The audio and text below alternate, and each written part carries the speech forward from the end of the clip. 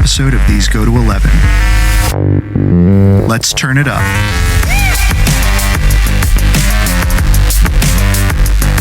Hey everybody, welcome back to These Go to 11, an unchurchy conversation about everyday faith. Please make sure you like, subscribe, and review on your favorite podcast platform. This not only helps us to get our content out there, but also helps us to find out what you, our faithful listeners, think.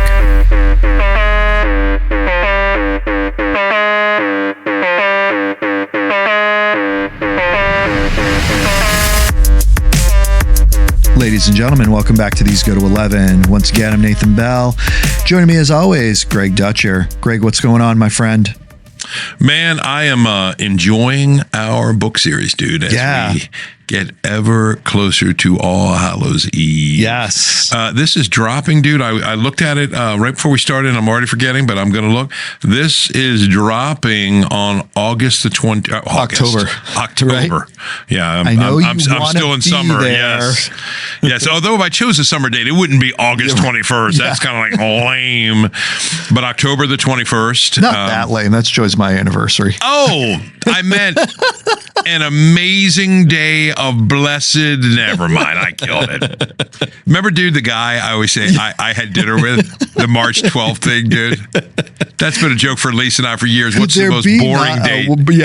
March 12th. That's my birthday. Did you look it up? Honestly, I didn't. I'm just insulting you because that's what I do. But I did it in a Christ-like, biblically loving way. So that's anyway. right. That's how much I love you. Yeah. But today, if I'm right, dude, we are talking, we're going to talk nonfiction. Nonfiction. Yep. Some secular nonfiction books. Yeah. Then we're going to have some giveaways. Yeah. And next week, we're going to do some Christian nonfiction books. And some giveaways. Yeah. So do you remember, dude, I need to regroup. Yes. So I am going to pull up my other book that I'd mentioned because the one book, a biography of a certain person, I'm going to save for next week. Next week. Is that right? Yep. Good. That's right. And so I'll kind of get us rolling here a little bit. When you and I were thinking through what we wanted to do this month and how we wanted to do it, I think we want to keep October as kind of our book month, right? Yeah. But we don't want to do the same thing. No, we want to mix every time.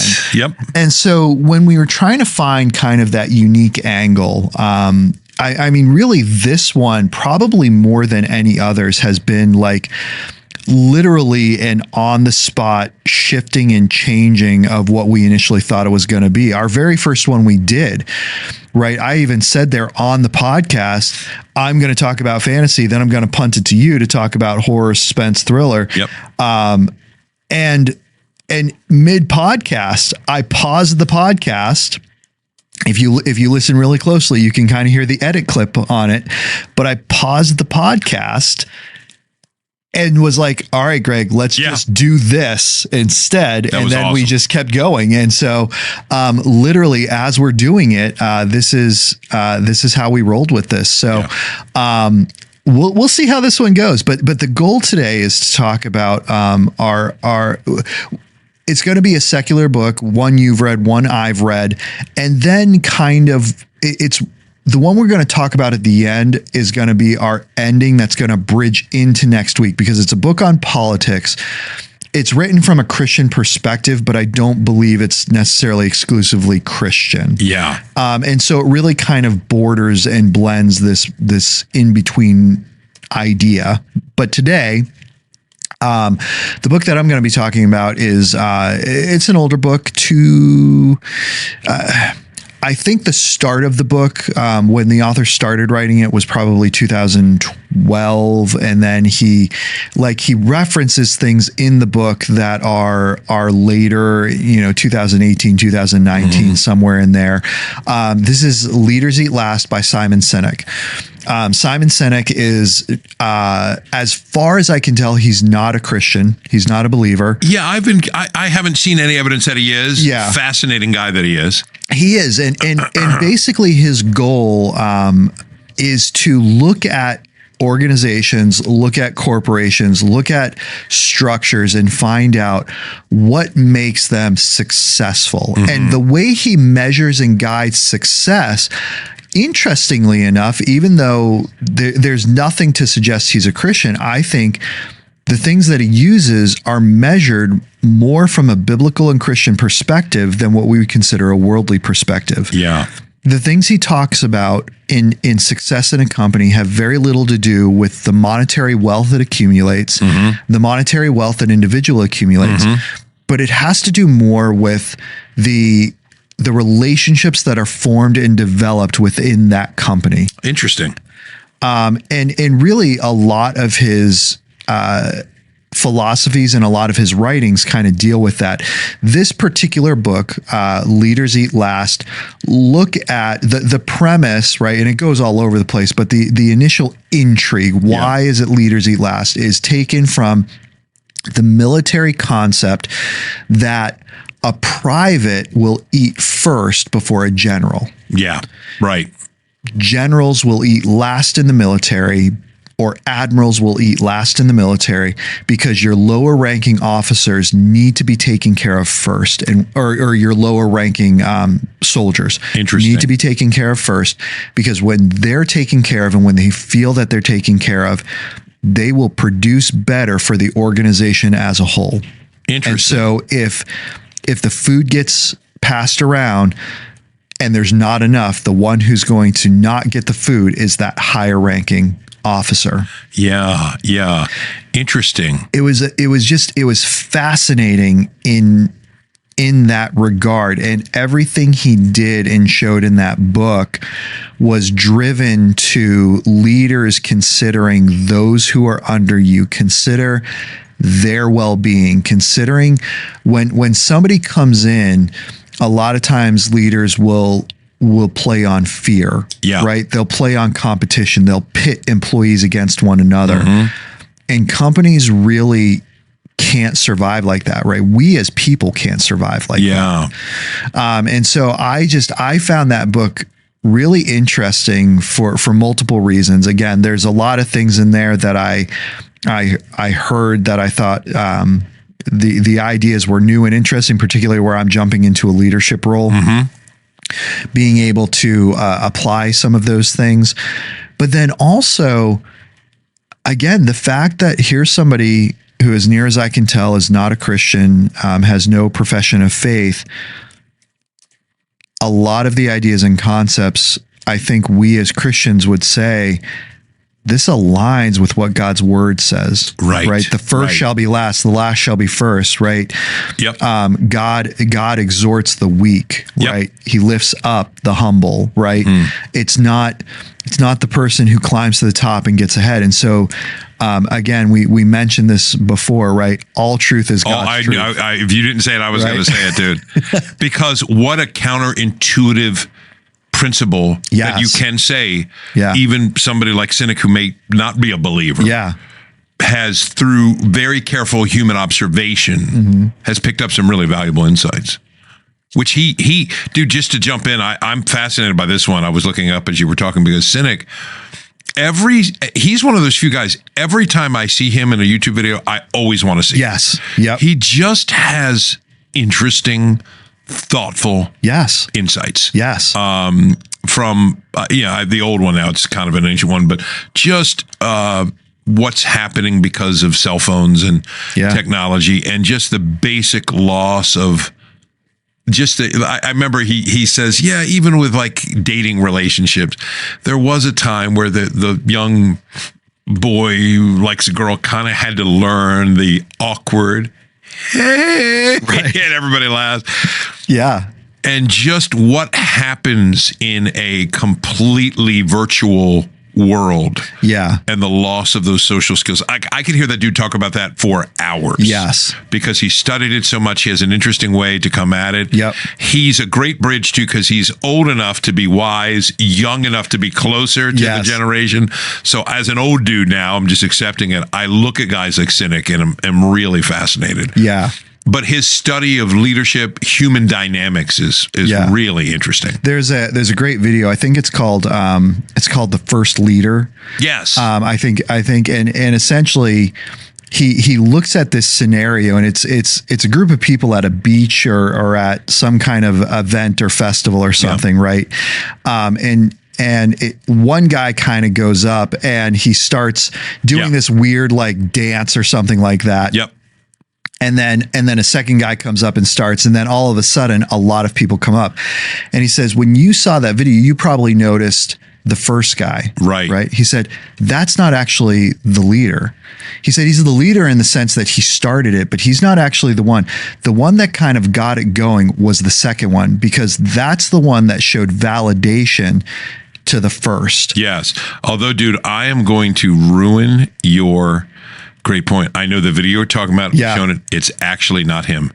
Oh, but not. He's worked with him, and they have actually conferenced. It's a dude named Derek Sivers. Oh, okay. And it's called How to Start a Movement. Okay. And it's a brilliant video. Yes. So I'm just saying for anybody that wants to see that video to reference, very similar to Sinek, and I think. I'm just going to see if I watch the Google machine. Derek Sivers, Simon Sinek. Feel like they've done something together. I'm seeing some quick links here. Yeah. Derek Sivers be tied to Simon Sinek's talk about the early adopters and early majority. I wouldn't be surprised if they've tapped the same leadership well. Yeah. And in some of their, because they speak to conferences, but I think of them similar. They're about the same age. Yeah. And again, but I know exactly what you were talking about. And dude, what's the name of the book again? Leaders Eat Last. Leaders Eat Last. Yeah. And so it's just, that's kind of the principle of that video, ironically, even the title. Yeah. It's just fascinating to kind of get perspective. And one of the things that I think he does well is he looks at points in history, and he says, I'm not necessarily going to comment on whether this was right or wrong, but let me tell you the effect of what happened because of this. Yes. And I find that fascinating, right? And again, I think if you were to nail him down, he'd be like, yeah, that's wrong. And this is why. But in the book, and he reads his own book, which he's got such a great voice. Yes, he does have a great voice, man. And so as he's reading through, he talks about these various scenarios, and he's like, look at what happened and look what this led to. And he actually takes a generational perspective, right? He goes back and he says, let's look at the greatest generation, right? Yes. Let's look at the Great Depression. Let's look at the boomers. Let's look at Gen X. Let's look at, millennials. And he goes on, and he kind of ends with millennials. Yeah. And talks about, and I don't necessarily agree with the conclusion that he comes with how to deal with millennials. Yep. But I will say he's revealing the problem. Yeah. And he is offering a solution. Yeah. Which I don't agree with it, but I think I respect him for doing that. Yeah. And so he talks about the idea of, what's going on with the cell phones and, millennials, kids, at this point we're beyond millennials. Yeah. But, what's the problem that we're seeing and facing? And so he does talk about things that I do agree with, right? You talked about the idea of the cell phone, right? Yeah. You need to have space in your life. You need to create space in your life to get rid of cell phones, right? He talks about the fact that, the government has recognized alcohol as an addictive, abusive substance, drugs as an addictive, abusive substance, and they regulate that for minors, but has not done that with electronics and cell phones, even though we have far more evidence that support the addictive nature and properties of technology, particularly cell phone and social media use. That's a great point. And so, these are things that, like, I hear a guy like that talk, and from the perspective of leadership, like, I can get behind and I can say, yeah, we don't have the same religious view, but again, all truth is God's truth. And so when I see those things to be true, I can kind of put myself in line with him and say, this is what I'm going to take and pull from that. Right. And so again, my solution might be different because I'm a Christian, because I have a biblical perspective on things. But man, I love the fact that he's done the research and that the things that he talks about in regard to how do we lead the next generation? Yes. And dude, what you said about research, when it comes to that stuff, I've come to trust those guys. Brene Brown similarly has done a lot of research. She covers different fields, but you do appreciate research, particularly with information available at our fingertips now. Whereas years ago, like, a study that was 2 years old was pretty relevant, less so now. Yeah. So what I find with a lot of these, what I think of like the TED Talk circuit, which is what, Sinek is smack dab in the middle of. We balance this, right? There's certain things we know as followers of Jesus, there's timeless truths that aren't going to change. Yeah. Knowing what the Bible says about the nature of man will always be relevant. Yeah. Knowing what the Bible says about redemption and our hope will always be relevant. But some of the attendant details of a given year, a given generation or culture, boy, it's helpful to have these advisors and just to hear their thoughts and let it shape us. And we take their timely insights, we compare it to, transcendent truth. Right. And there can be some really interesting things that come out of that. Yeah. Hey, we already know the dangers of cell phone technology today with kids. Well, because we know what the Bible says about our hearts. Right. The Bible says our propensity to make idols of things, like those things can be really powerful when they're put together. Dude, making an executive call here for mine. Yeah. I'm wondering, I've got two, and they're so similar. Yeah. That and it'll show where my interests have been the last year or so. Why don't I do mine and come back to yours? No, I think that's Is that good? No, I was getting ready to bump it to you anyway. Yeah. So I thought because mine are kind of they bleed into each other. Yeah. 2 books. Yep. One. Let me pull them up because I got my notes. One that Samantha begged me to read forever is called Chaos. Yes. By Tom O'Neill. It's one of the most unique books I've ever seen. It's nonfiction that almost reads like fiction because of the research. The subtitle, you ready for this? It's called Chaos: Charles Manson, the CIA, and the Secret History of the 60s. Oh, wow. It's wild. Yeah. It's a pretty sizable book. I think it's like 400 or 500 pages, but it is like I said, it reads quickly. Yeah. It's just interesting. It's pretty much a deep dive into the 1969 Sharon Tate LaBianca murders, or LaBianca, if I'm saying the name right, by the Manson family. Yeah. Which Tarantino took on in his Once Upon a Time in Hollywood. Right. More as a backdrop. And it challenges I guess what's been called for decades now, the helter-skelter theory about Charles Manson wanting to start a race war. And okay, so I'm going to give all the caveats. It's a little conspiratorial. Yeah, and he admits it. Yet what makes it different, it's not just some Reddit poster. You know what I think? Right. You ever notice blah, blah, blah, and blah, blah, blah, and people start jumping on. This is deeply researched. Yeah. And if I'm pronouncing the guy's name, the famous prosecutor / investigator, Vincent Bugoli, I believe is how you say it. Okay. There's an S there, but I think it's silent. Buglioli, who died, I had to look it up, died about 10 years ago. Okay. But O'Neill basically contests Buglioli's, or Bugoli, however you're saying his name right, kind of standard theory, which was that, the helter-skelter summer, he's this cult leader that wants to start a race war. And it gets insane. Yeah. But what makes it interesting is he is using Bugoli's research. Yeah. And why wasn't this highlighted? Right. Why wasn't this mentioned? Bugoli, in his lifetime, knew O'Neill was doing this research and was furious. And there was a lot of infighting.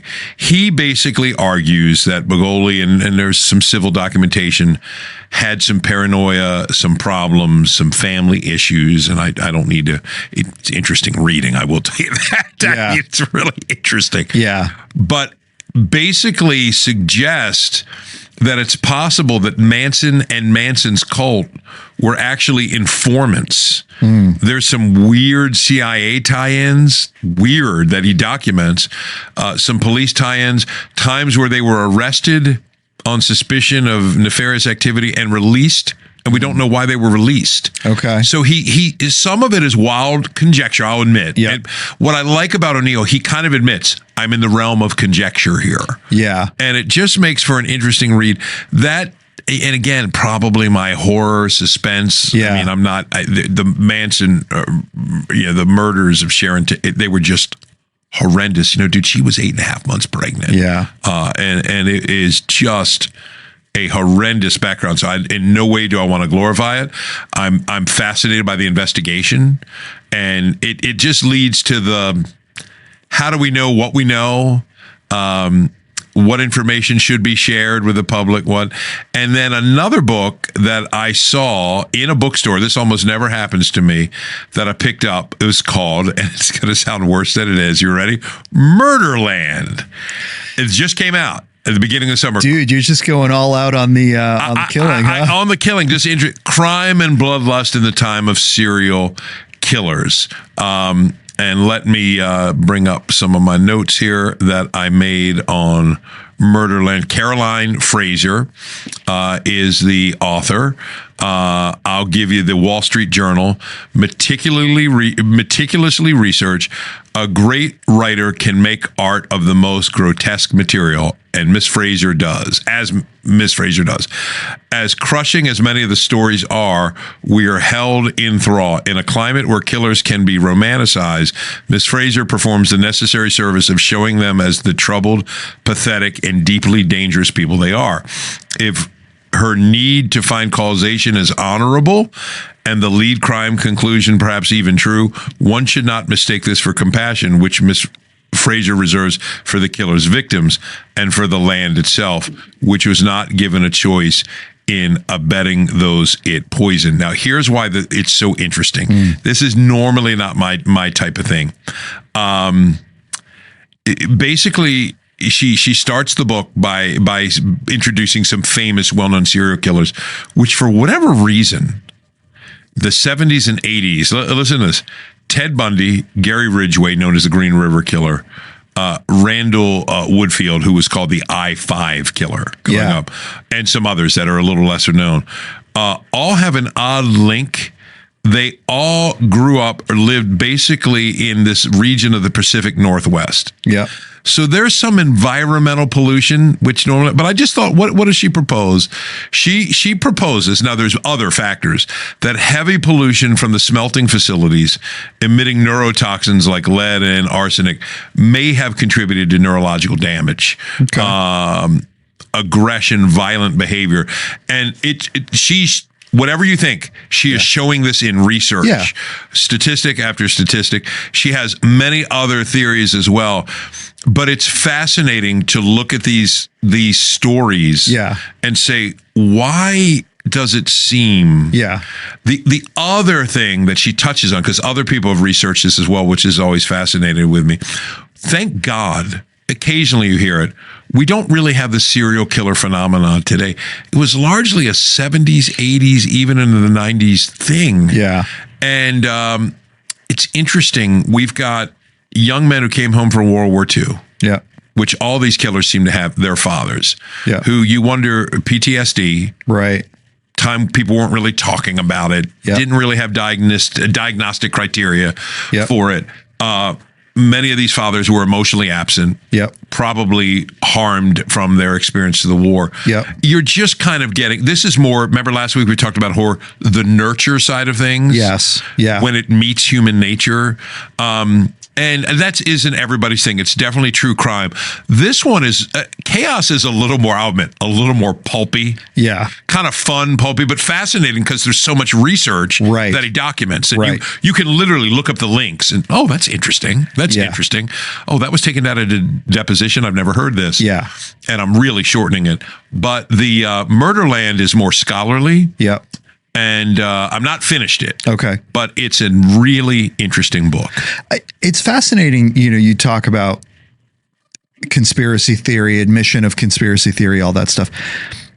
To me, by nature, the idea of a conspiracy theory is you're not admitting it, right? Mm-hmm. Like, to me, a conspiracy theory hurts so many things on conspiracy theories in regard to 9/11, right? Yeah. And all of these things.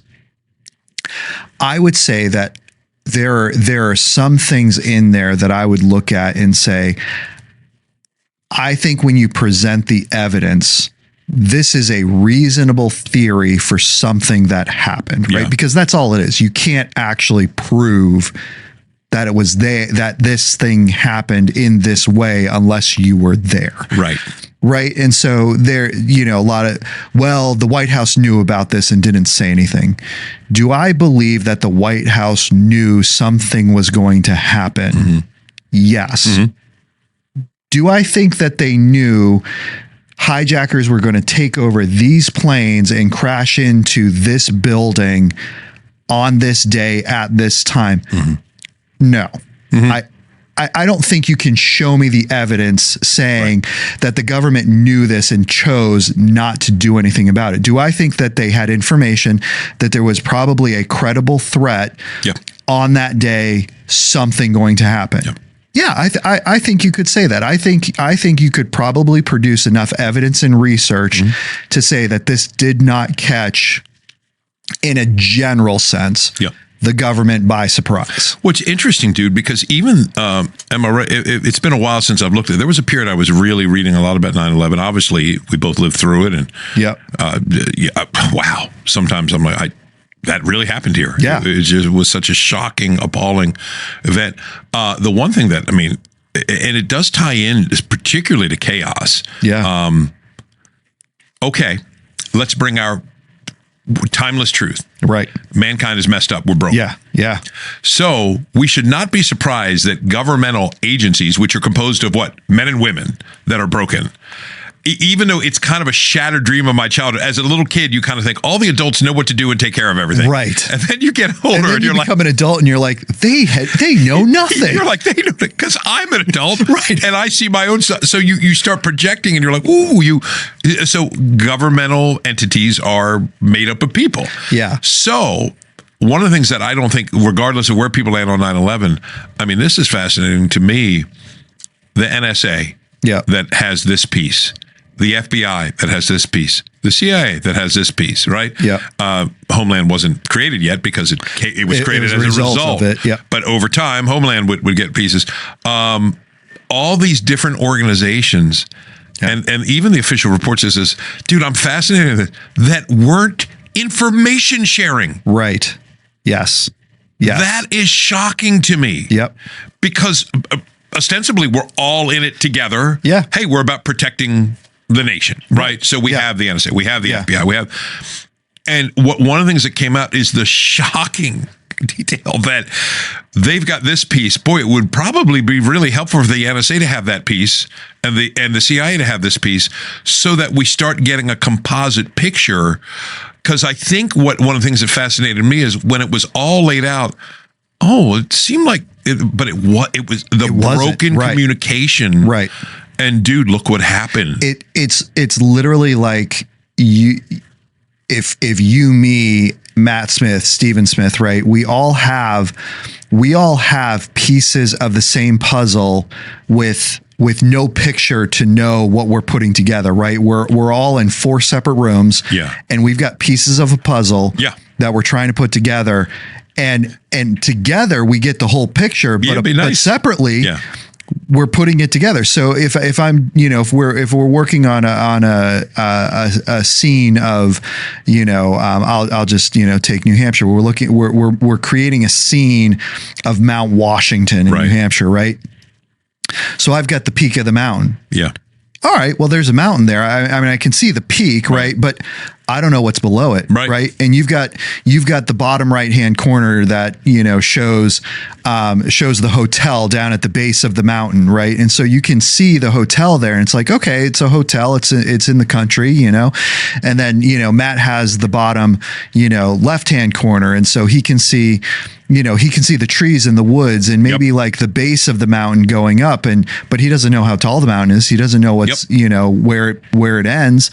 And so like, okay, I can see a piece of it, but I don't see the whole thing. Exactly. So you got to get them in the same room. Yeah. Oh boy, I'm so glad you brought that in. Phil, and what scared me about it, there was a book I read years ago called The Looming Tower. Yeah. That deals largely with John O'Neill. I think HBO or Prime, one of the things, made a kind of a fictionalized version of the book. Yeah. Not fictionalized, I guess. What would you call that? It's stylized version of it. And John O'Neill, who has a local connection here in Maryland, and I believe his family, son, et cetera, are still kind of in our area. His grandson actually went to Redeemer.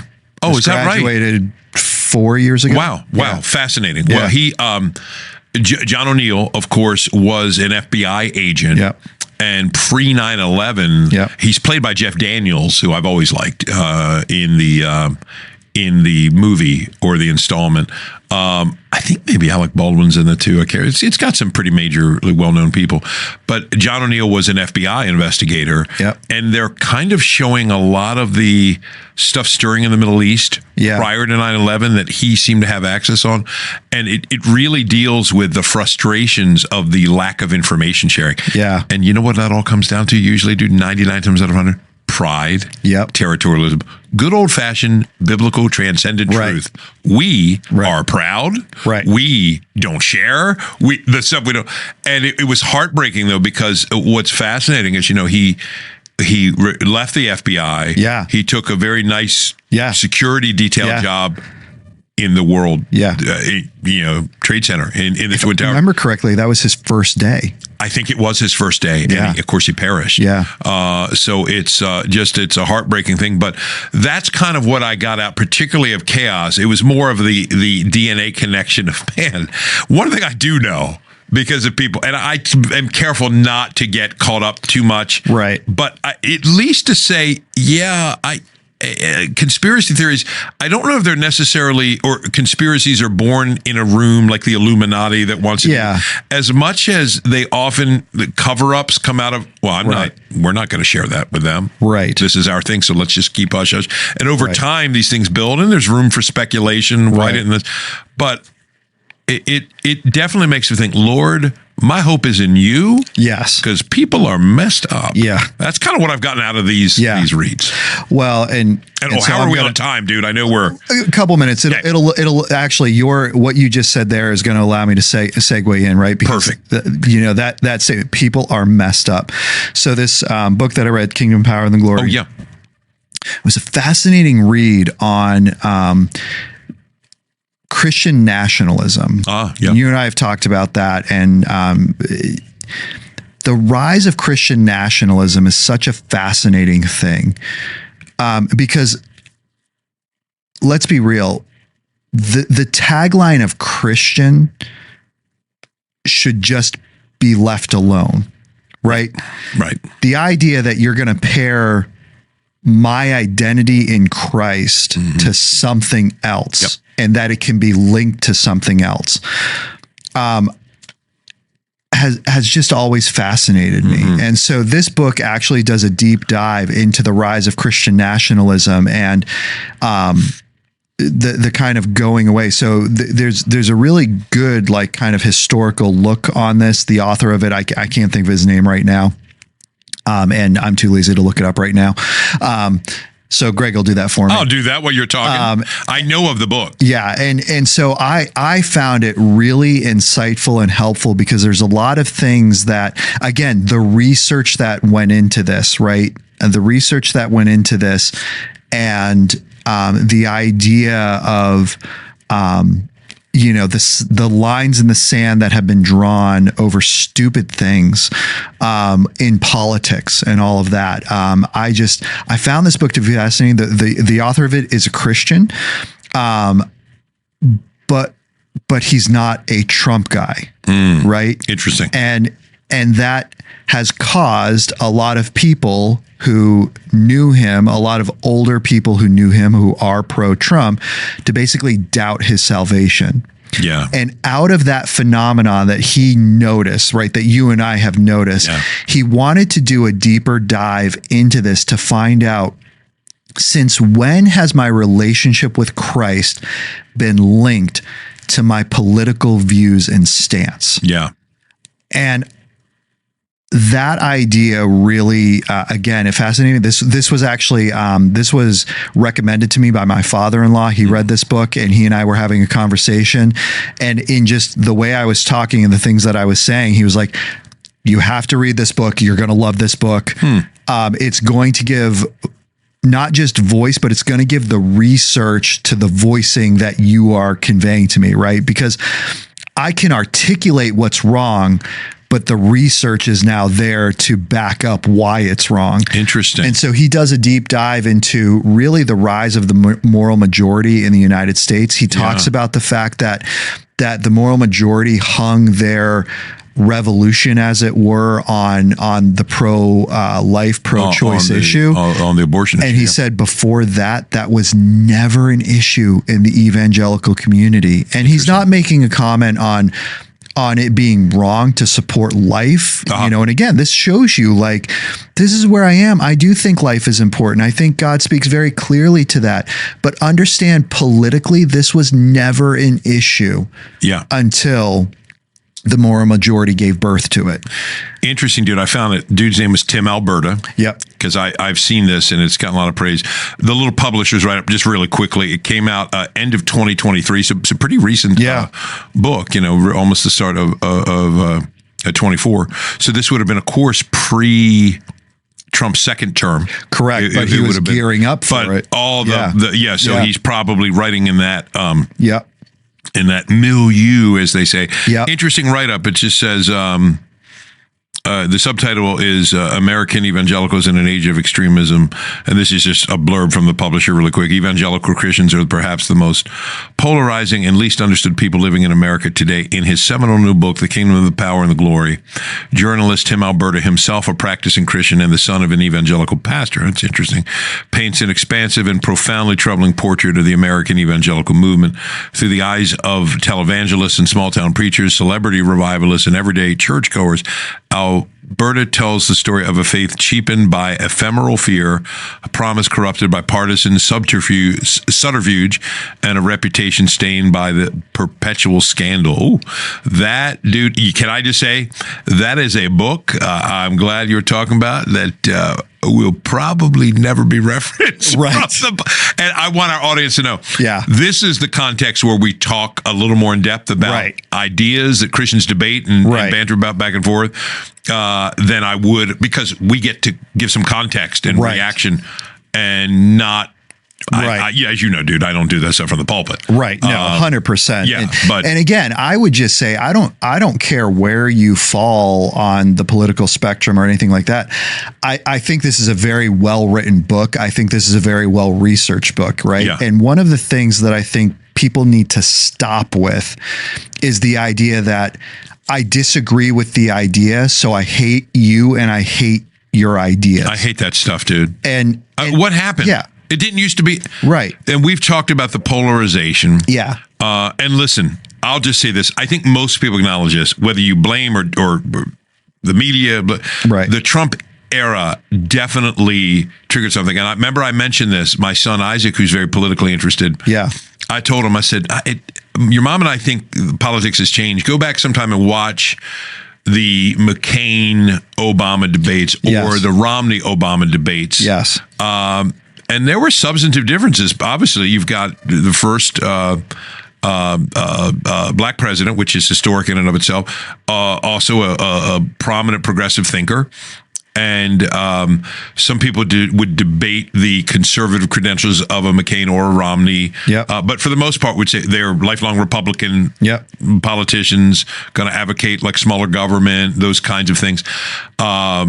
Romney's Mormon, correct? Yes. Am I right on Yep. that? So Yep. obviously, while we would obviously theologically take issue from a conservative moral base, you kind of know where Romney is coming from. But so you're going to have very different ideas. Yeah. And Isaac watched all those debates between Romney and Obama. And I was shocked by it. He said, Dad, I couldn't sleep. I watched those debates. I said, which one? I watched them all. I said, you watched all those debates? Wow. And he said, I know what you mean. It was weird. It was, they definitely kind of went at each other at times, but they were on the stage. Their wives were hugging. They were like shaking hands. I said, yeah, things have changed. Yeah. Things are a lot more dicey, caustic. Yeah. And so it's interesting. Obviously, he's tapping into that powder keg. Yes. And whenever you tap into it, Yes. woo, Yeah. it looks like an interesting book, dude. Yeah, it was phenomenal. Again, it was an audible one. So as I was driving around, this is what I was listening to, and just Interesting. A lot to consider and think about, Yep. right? I mean, he does his research. He interviews people he talks a lot about Jerry Falwell Sr. He actually brings in Jerry Falwell Jr. stuff as well. Wow, and how what Jerry Falwell Sr. started led to getting a Jerry Falwell Jr. situation. Interesting. And so, he talks about it's kind of the Piper thing that we've talked about before, right? Piper is genuine in his ideas on living a pious life, right? And when other people try to do that, it doesn't quite work. Yeah. Falwell was genuine in his heart for where it was. You mean senior. Right. But there was a lot of, he was sincere, but there was a lot of stuff that was not gospel focused in it. And because of that, once you start pulling the gospel away, it opens the door to being able to have a junior situation. And it's fascinating the way he shows that descent to being able to go from A to B. I'm oversimplifying this, dude. It might be a Packer quote or somebody. It's an oversimplification. It wasn't quite this, but the gist was, the first generation guards and defends the gospel. The second generation assumes the gospel. Which is a little, of course. But you know what I mean? The idea is there's other interest. The third generation forgets the gospel. And I think he argued that you can almost document it as a cycle through history. Yes. The gospel is cherished, protected, defended. The gospel is assumed. And that's where, we're, of course, the gospel. Right.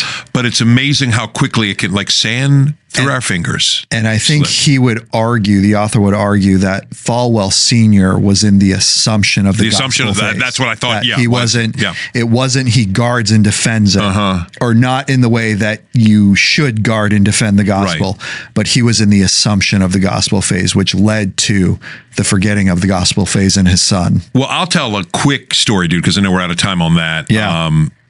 But dude, did you have another book? No. Okay. Then I'll tell this really quick because I want to be mindful of our time. We're trying to be a little better about that as we go through these casts. Lisa, of course, is a Liberty grad. Had a great experience there, 90 to 94, going back and did the nursing program there. Really great experience. Like every college, they have their issues, but she really liked Liberty. I know have connections to Liberty because Joy's father is taught there. And, I went down with Lisa's parents when we were engaged. Easter of 94, April, whatever, 94. We got married that August. You may have heard this. I'll just say the gospel assumed thing was kind of on notice because packed house, Easter Sunday, Thomas Road Baptist Church, Falwell, 94, kind of, maybe a little beyond his prime, but I think he died like in 07, so he's still got several years left at that point. And packed house, it was standing room only, there was a lot more interest in what was happening in whatever politics were in 94. That would have been kind of early Clinton. Hillary's, I guess she did a healthcare thing or something at the time. I don't really remember.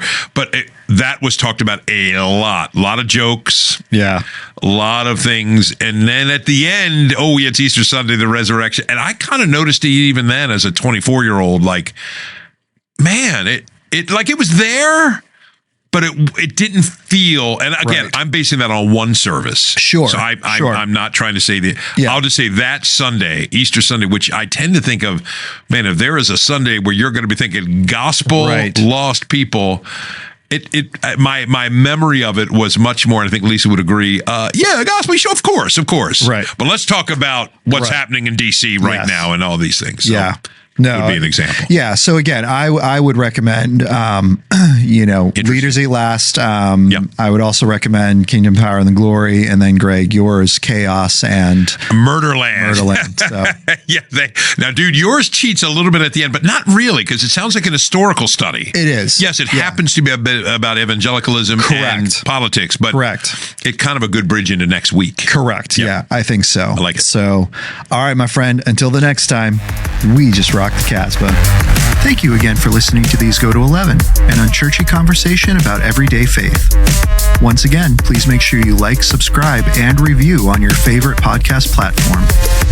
And if you ever find yourself in the Forest Hill, Maryland area, please feel free to stop by at 135 Industry Lane, and you can get all of our service times and information at christfc.org. These go to 11.